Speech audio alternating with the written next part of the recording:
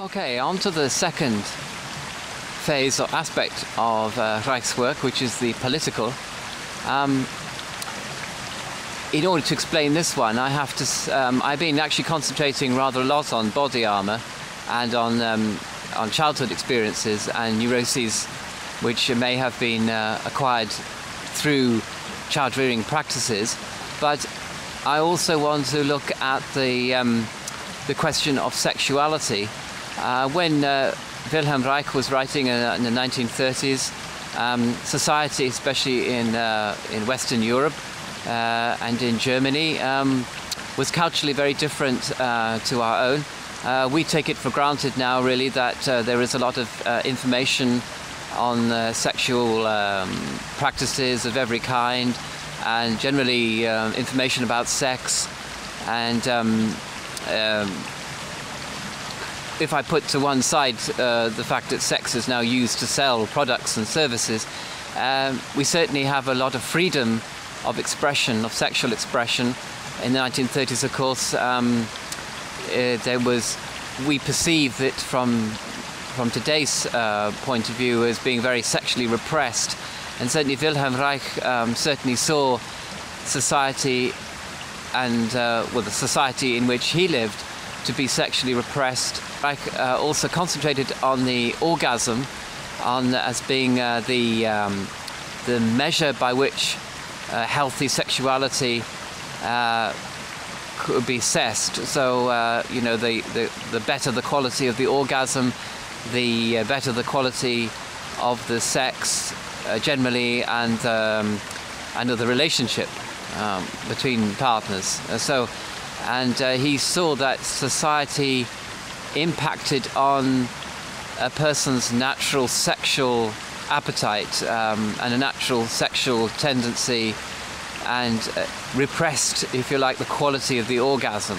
He had I think maybe influenced by Rousseau, who had this thing about this kind of the nobility of the primitive nature of man being repressed and distorted and if you like molded in a negative kind of way by society. So the orgasm basically was like a little piece of energy which was trapped in a bottle, in a prison, in a social prison, if you like. And Wilhelm Reich believed that this orgasm should be liberated from society, and it kind of relates to what I was saying about repressive society leading to violence and Nazism. Wilhelm Reich saw that the suppression of the orgasm, the distortion of it, the repression of sexuality generally, was inevitably going to lead to Nazism and to fascism. And so he became very involved in the political arena and linking political freedom for the individual, but also social freedom from economic repression by the upper classes as being related to sexual repression. He saw that the Marxist struggle was the same as the sexologist struggle to liberate the orgasm. You can, like everybody knows about Marx's phrase, that we are alienated from our species being.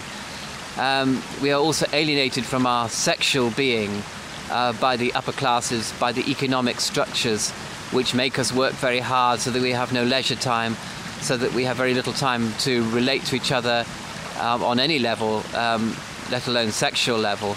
And we are chained to global economic powers that prevent us from expressing ourselves naturally.